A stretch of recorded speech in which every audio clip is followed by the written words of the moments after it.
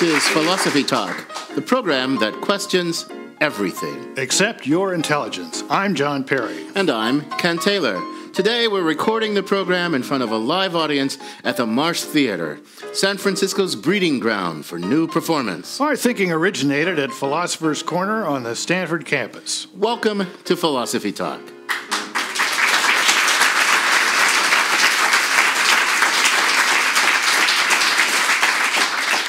Our topic today is nihilism and meaning.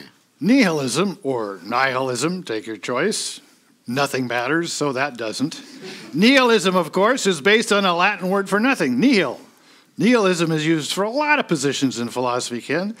The position that there's nothing at all, the position that we know nothing at all, that there are no moral principles at all, and virtually any other philosophical position that could be framed using the word nothing. But the most common use, and what we'll explore today, is nihilism as the view that nothing we do, nothing we create, nothing we love has any meaning or value whatsoever. Wow. You know, John, nihilism not only captures a philosophical point of view, but a certain mood, a certain anxiety and melancholy. Is this all there is?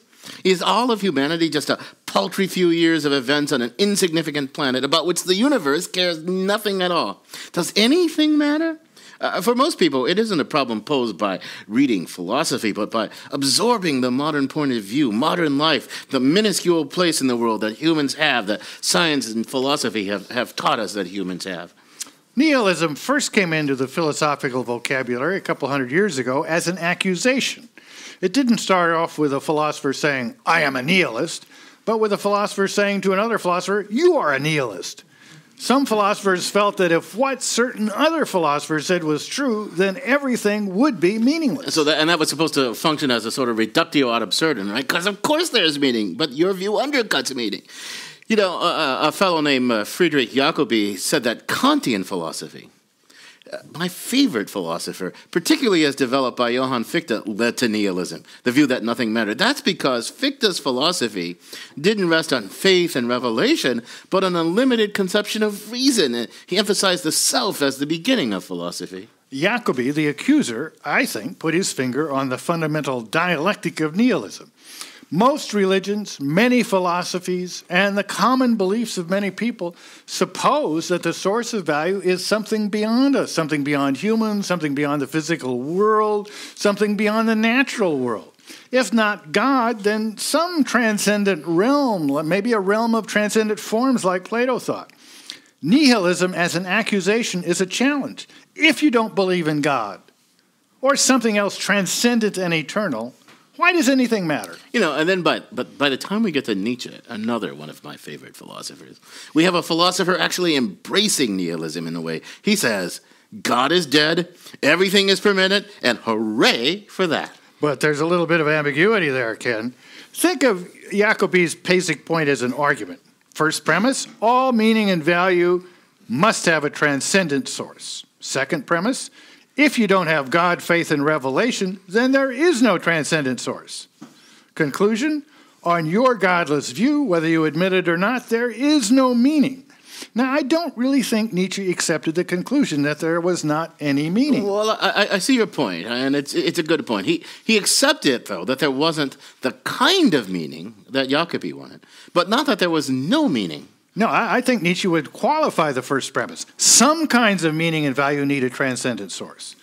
So, given the second premise, there is no transcendent source, you get a modified conclusion. There are no meanings and values of that kind.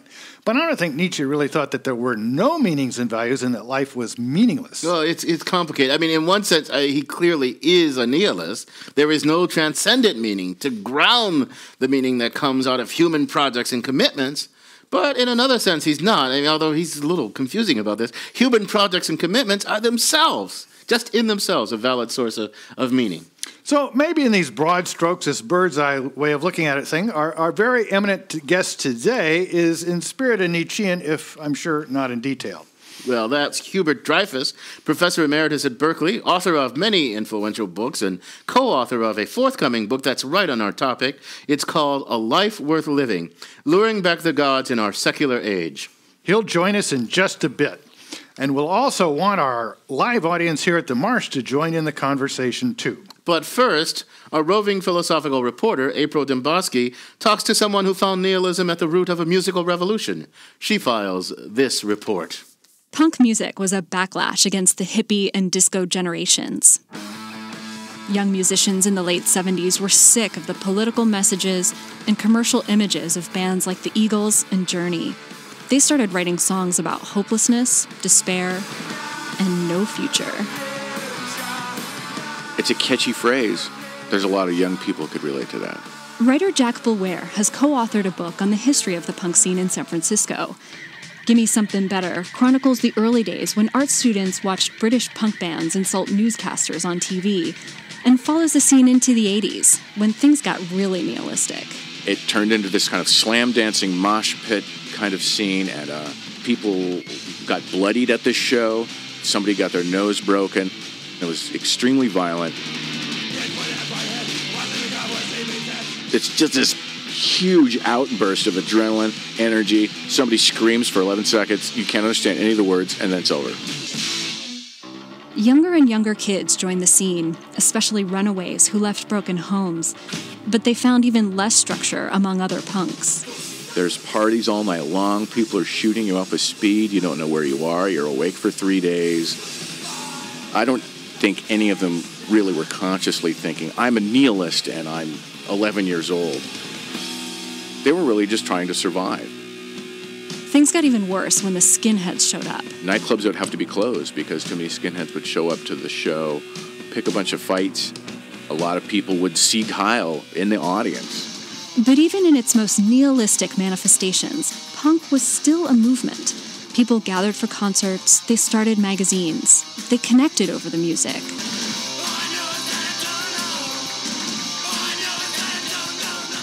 Fans found meaning in the meaninglessness.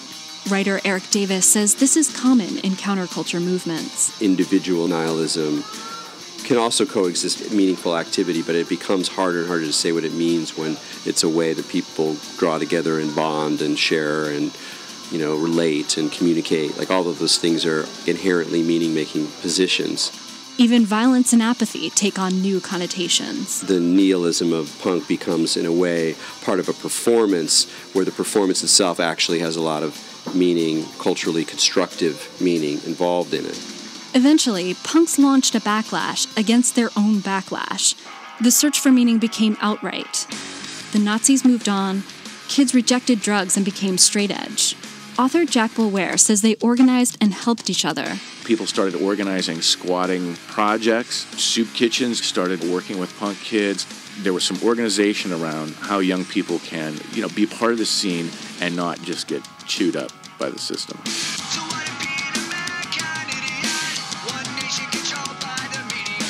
The 80s ended, and by the 90s, the punk rock kids had to grow up. Many of them left their nihilistic teen years far in the past. A lot of people became professors, lawyers, psychologists, youth counselors, drug counselors. For those people who lived through it, they wanted to make the place a better world, and so that's where they took their life. For Philosophy Talk, I'm April Dembosky. I'm John Perry, along with Ken Taylor, and you're listening to Philosophy Talk, coming to you from the Marsh Theater in San Francisco. And we're joined now by Hubert Dreyfus. He's Professor Emeritus of Philosophy from the UC Berkeley. He's author of lots of cool stuff about AI and Heidegger and all that, but he's authored, relevant to our current purposes, of a forthcoming book, co-author with Sean Kelly, a book called A Life Worth Living, Luring Back the Gods in Our Secular Age. Hubert, welcome to Philosophy Talk. Thanks. Hubert, you've written about existentialism, AI, Heidegger, and so much more. But how does your new book with its theme, Luring Back the Gods, fit into your career? Well, it is sort of surprising even to me, but I guess the unifying theme is interest in mastery, in skills. Then once upon a time, that was a criticism of AI and expert systems, but masters also bring together people around them and sometimes gods. I was just watching a program about this, in which sums it up perfectly.